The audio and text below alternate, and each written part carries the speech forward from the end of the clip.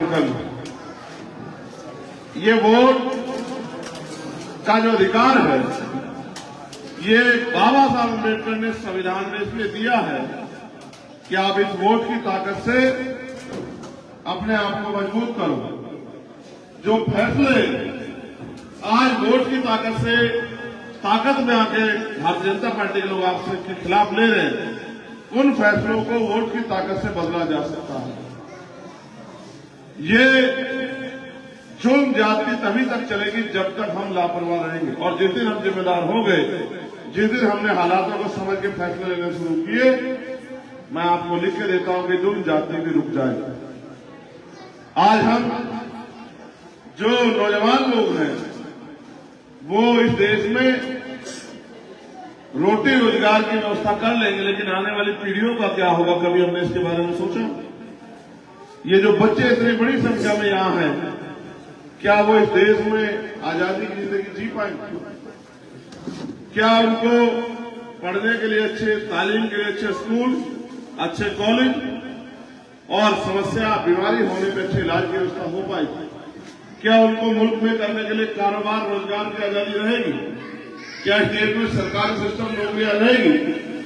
तो जब हम इस बात को समझने का प्रयास करेंगे तो हमें ऐसा एहसास होगा कि शायद 10 साल बाद इस देश में सरकारी सिस्टम ही ना बचे, और जब सरकारी सिस्टम नहीं बचेगा तो जो गरीब लोग हैं वो कहां जाएंगे, उनके लिए क्या व्यवस्था होगी? कभी हमने इस बारे में सोचा?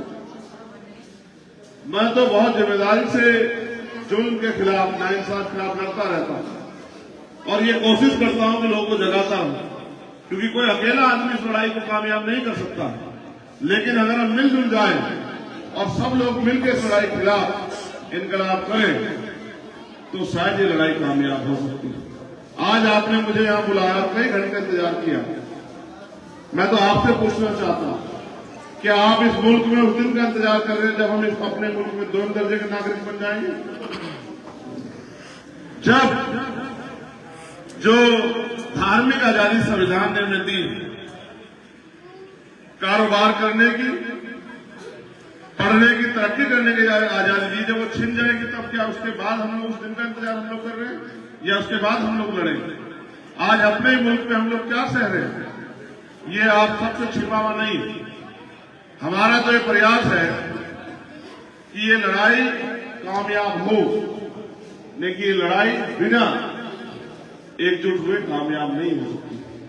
जब जब आप एकजुट हुए, आप 70-75 साल पहले आपने बाबा साहब अम्बेडकर के रूप में एक ऐसी महान शख्सियत को ताकत देके भेजा जिन्होंने इस देश का संविधान लिख के हम सब लोगों को अपने मुल्क में आजादी से जीने का अवसर प्रदान किया, जिसके बाद दलित, पिछड़े, आदिवासी, मुसलमानों के बच्चे भी डॉक्टर, इंजीनियर, IAS, IPS बने, वकील बने और सियासत में भी उनकी भागीदारी हुई। लेकिन आज का दौर और खतरनाक हो चला। इस दौर में फिर से हमें एकजुट होकर इसके खिलाफ लड़ाई लड़नी पड़ेगी। जुल्म करने वाले से जुल्म सहने वाला ज्यादा दोषी होता है। हमेशा मैंने कोशिश की कि नाइंसाफी, जुल्म के खिलाफ हम लोग लड़ें, और जब भी मैं अपने इन दोनों भाइयों से कहूंगा, जो इधर खड़े हैं मेरे दोनों भाई, मैं इनसे कहूंगा कि वो इधर आए, वो यहां सामने आए और आके इन साथियों के सामने बताएं कि आने वाला कल कैसा होगा अगर आप लापरवाह रहे। आपकी इसी लापरवाही से आज हम अपने मुल्क में अपनी बात को कहने के लायक भी नहीं रहे। अच्छे कपड़े पहनने से अच्छा खाने को आजादी नहीं कहते। आजादी ये होती है कि हमारे मुल्क में हैसियत क्या है, क्या हम तरक्की कर पा रहे हैं, क्या हम पे जुल्म होना बंद हो गया, क्या हम अपनी जीवन को अच्छा कर पाए, क्या हमारी हिस्सेदारी मजबूत हो गई है। ये सब चीजें आजादी तय करती है। जानवर भी खाना खाता, कुदरत ने, ऊपर वाले जिसको जिंदगी दी है, वो भी अपना पेट भरता है। क्या सिर्फ पेट भरना आजादी? आजादी है हक हकूक के साथ स्वाभिमान सम्मान के साथ जीना, लेकिन वो आजादी जो छिन गई, उस आजादी को बचाने के लिए जिस तरह से पहले बहुत सारी तरीके चली है। भाई बच्चों को चुप कराओ ना, आप लोग क्या कर रहे हो? आप लोग अगर इतनी गैर जिम्मेदार रखोगे तो कैसे बात आगे बढ़ेगी बताओ? फिर आप ये इंतजार देख उम्मीद करते हो कि आपकी जिंदगी बदलाव हो जाएगा।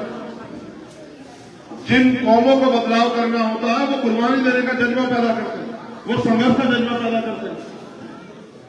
जिन कौमों को बदलाव करना होता है वो नाइंसाफी को देखते समझते अपने लोगों को तैयार करते हैं। बहुत तहरीकें चली जंग आजादी की लड़ाई जीतने के लिए, जिसमें मेरे जिले से भी एक तहरीक चली जिसको रेशमी रुमाल तहरीक कहते हैं। उस तहरीक ने बहुत से लोगों को तैयार किया और अंग्रेजों के पैर उखाड़ दिए। मेरे बराबर के जिले से तहरीक चली जब तोपखाना सामने में लुटा गया। ये तहरीकें इस बात की गवाह है कि कोई भी चीज आसानी से नहीं मिली। जो आजादी इतनी मुश्किल से मिली थी वो आजादी छिपती जा रही है। जिस संविधान ने हमें आजादी दी उस संविधान को खत्म किया जा रहा है, उसको कुचला जा रहा है। हमें इस संविधान को मिलकर बचाना पड़ेगा। यही संविधान है जो हमें इस मुल्क में कारोबार करने की, मस्जिद में जाने की, इबादत करने की तमाम तरह की जो अवसर प्रदान करता है। यही वो संविधान है जो हमारी आने वाली पीढ़ियों को इस देश में सुरक्षित रखेगा। यही वो संविधान है जिसने हमें वोट की ताकत दी, जिस ताकत के दम पे हम बड़े से बड़े ताना साहब को जमीन पर पटक सकते हैं और अपने बीच के व्यक्ति को ताकत देकर आगे बढ़ा सकते हैं। इस संविधान को अगर हमने नहीं बचाया तो हमें जो मुसीबतों का सामना करना पड़ेगा उसके जिम्मेदार हम खुद होंगे। मैंने तो समय समय पे चाहे एनआरसी का मामला हो, सीए का मामला हो, चाहे दिल्ली में सतगुरु रविदास जी महाराज का गुरु घर टूटा, चाहे 2 अप्रैल का मामला, चाहे नासिर जुनैद का मामला हो, तबलीगी जमात का मामला, चाहे मौलाना प्रेम सिद्दीक का मामला हो, अखलाक का मामला हो, अल्ताफ का मामला हो, मैंने तो हमेशा आगे बढ़ के सुनाई को लड़के साबित किया कि मैं आपको अकेला नहीं छोड़ूंगा। जब आपके उन नेताओं ने जिनको आपको ताकत दी उन्होंने आपसे आके फेर ली और तमाम लोगों ने आरएसएस भाजपा के लोगों ने आपका मजाक उड़ाया, तब मैंने आपके साथ खड़े होकर इस विश्वास को मजबूत किया कि मैं आप खुद को अकेला मत समझूं। मैं भी आज आपसे उम्मीद करके आया हूं कि आप इस लड़ाई में मुझे लड़ने का, ताकत देने का काम करोगे, मेरे हाथों को मजबूत करोगे। और जो लड़ाई में सड़कों पर लड़ रहा था, क्योंकि देश की पार्लियामेंट वो जगह है जिसको पूरी दुनिया सुनती है, पूरी दुनिया को पता लगना चाहिए कि इस देश में दलित, पिछड़ा, आदिवासी, मुसलमान, जैन, सिख, बौद्ध, ईसाई, पारसी क्या महसूस कर रहा है। क्योंकि आज का जो मीडिया है वो तो सरकार का मीडिया है, वो तो वही दिखाएगा जो सरकार चाहती है और वो तो उसी तरह के हालात बना के पेश करेगा जिसमें आपको अपने हक की लड़ाई लड़ने पे अपराधी घोषित कर दिया जाए। ये तो आपकी मेरी जिम्मेदारी है कि हम अपने फैसलों से अपने आने वाली नस्लों को मजबूत करें और ये तभी मजबूत हो पाएगा जब आप लड़ने वाले लोगों का साथ दोगे। मैं तो बार बार समझाता हूं, आप 10 रुपए का सामान खरीदते हो, 4 बार चेक करते हो सामान खराब तो नहीं है, सामान एक्सपायर तो नहीं हो गया, सामान का पैकेट तो नहीं फटा हुआ है। लेकिन जब आप अपना कीमती वोट देने जाते हैं तो एक बार ये नहीं सोचते कि ये नेता आपका साथ देगा नहीं देगा, आपकी लड़ाई लड़ेगा नहीं लड़ेगा, आपकी आवाज बनेगा नहीं बनेगा। आपने जिनको वोट दी थी ईमानदारी से बताओ, पिछली बार जिनको आपने एमपी चुना वो 5 साल में आपके बीच आए क्या? आपकी कोई लड़ाई लड़ी क्या? जब आपके खिलाफ कानून बने वो आपके साथ खड़े थे, आपकी मुखालफत में खड़े थे? आप बताओ, वो 370 पे कहां खड़े थे? वो 3 तलाक पे कहां खड़े थे? वो एनआरसी पे कहां खड़े थे? वो सीए पे कहां खड़े थे? वो जब जुल्म हुआ गरीबों कमजोरों पर वो कहां खड़े थे? तो अगर ऐसे लोगों को ताकत दोगे तो फिर आपके साथ जो जुल्म हो रहा है वो कम होगा या बढ़ेगा? आप अभी चुनाव हुआ राज्यसभा का, आप ये बताओ कि समाजवादी पार्टी के 8 एमएलए ने भाजपा को वोट दे दिया। इन 8 MLA को क्या भाजपा के लोगों ने वोट देकर ताकत दी थी, आप लोगों ने वोट देकर ताकत दी थी? आप याद करो, वो तो भाजपा के खिलाफ MLA बने थे। बसपा के एक MLA उन्होंने भाजपा को समर्थन दे दिया। आप इनसे उम्मीद करते हो कि आप लड़ाई लड़े? आप महसूस करके देखो कि आपकी सियासी सोच क्या होगी है कि जो आदमी 20 साल आपके पीछे लड़ लेके दौड़ता रहा भारतीय जनता पार्टी का मेंबर बनके, आज वो किसी ऐसी पार्टी में ज्वाइन करके आपके चुनाव के बीच आ जाए तो आप उसको भी अपनी सियासी ताकत देने के लिए पहुंच जाते। इसका मतलब आप पार्टियों को सेकुलर समझते हो। पार्टियां सेकुलर नहीं होती, सेकुलर लोग होते हैं। सेकुलर का मतलब होता है इंसानियत, जिनकी इंसानियत सीबीआई ईडी इनकम टैक्स देख के बदल जाए, जिनकी इंसानियत मुकदमे और जेल देख के बदल जाए। आप उनसे उम्मीद करते हो कि आपकी लड़ाई लड़ेंगे?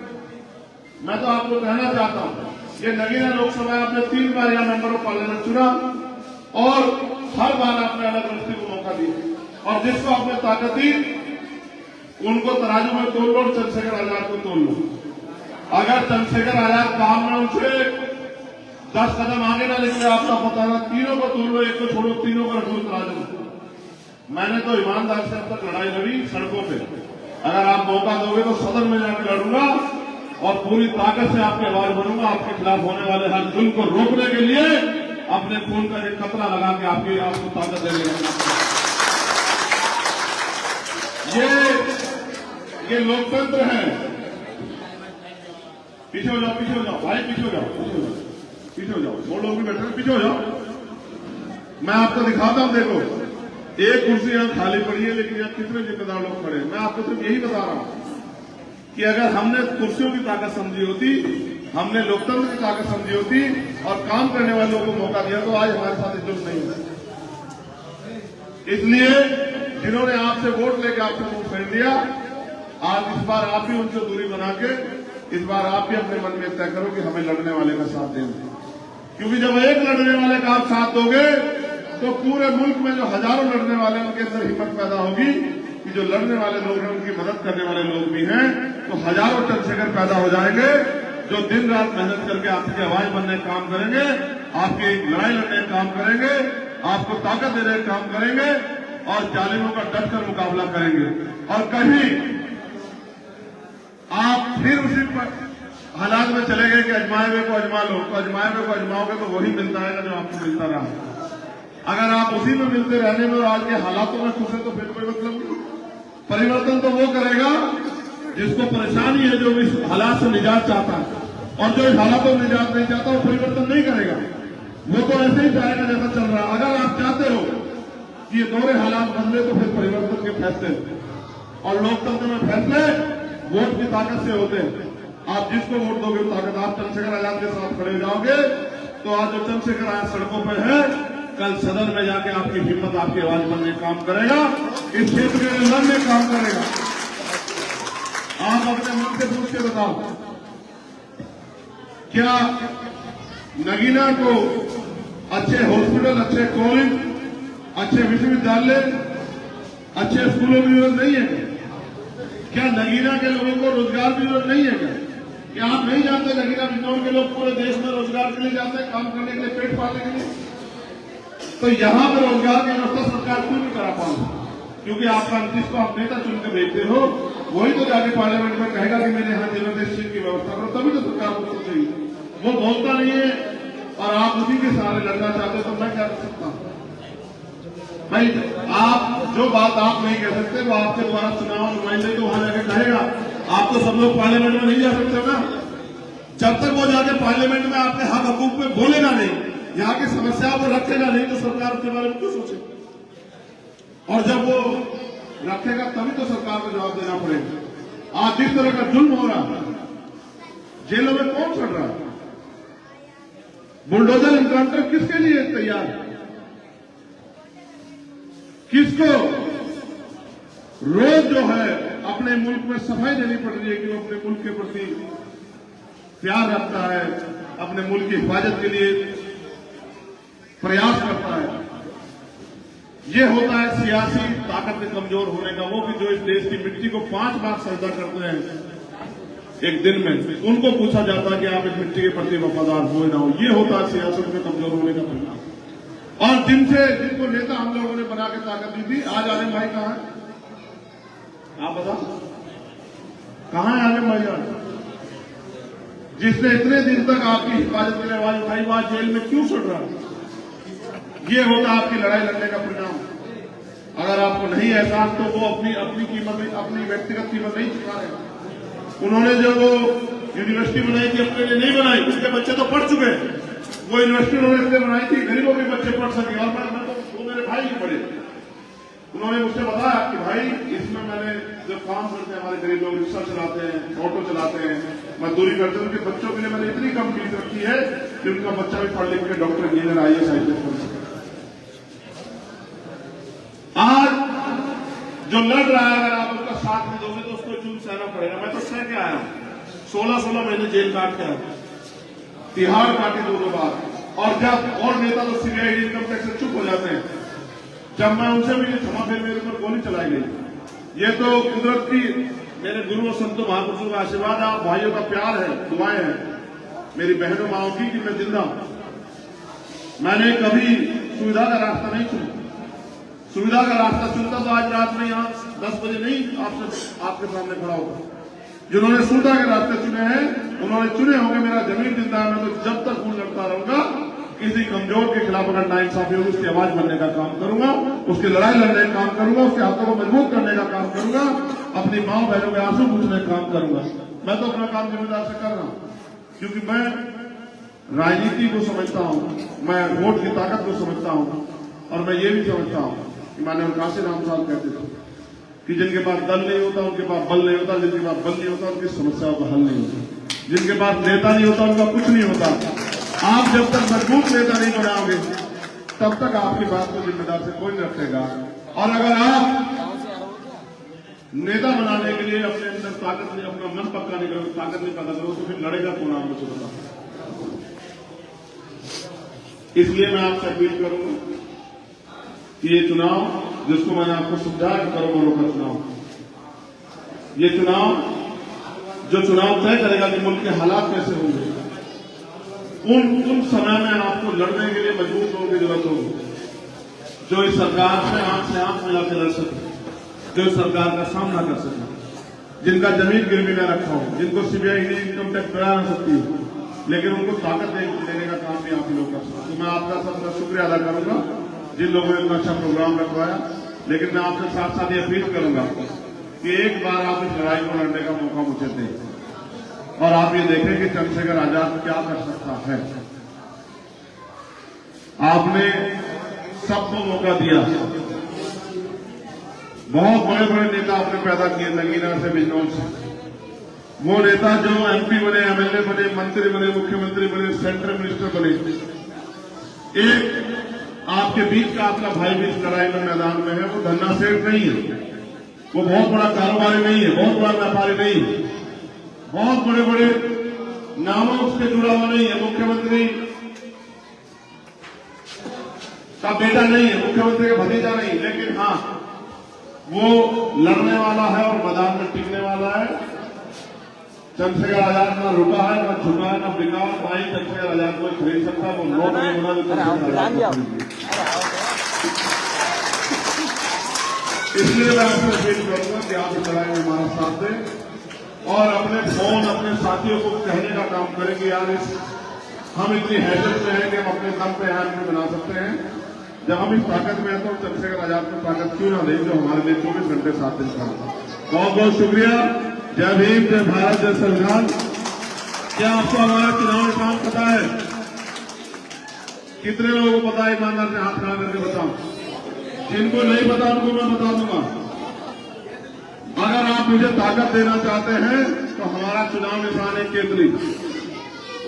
आप केतली को ताकत दोगे तो चंद्रशेखर आजाद ताकतवर होगा, चंद्रशेखर आजाद ताकतवर होगा तो आप सब लोग ताकतवर होंगे और जालिम के पैर उखड़ जाएंगे। इस बात को मेरी आप याद रखना। जो जुल्म कर रहा है गरीबों पे, जो ताकत के नशे में अंधा हो बैठा, जिसको लगता है कि वही सब कुछ है, ये दौर चला जाएगा। आप मेरी बात को याद रखना। ये समय का चक्र घूम रहा। आज वो ताकतवर है, कल सत्ता जाके वो भी कमजोर होंगे और जो आज कमजोर है वो भी ताकतवर होंगे। कल हम लोग भी ताकतवर होंगे और गरीबी बेसहारों के आवाज बनने का काम करेंगे, उनको तरक्की के लिए रास्ते में ले जाने का काम करेंगे। हमारा चुनाव निशान है केतली और मेरी अपील है कि इस लड़ाई में आप लोग हमारा सहयोग करो। जय भीम, जय भारत, जय संविधान, आदाब, सत श्री अकाल, नमस्कार। आप सबके लिए मंगल कामना।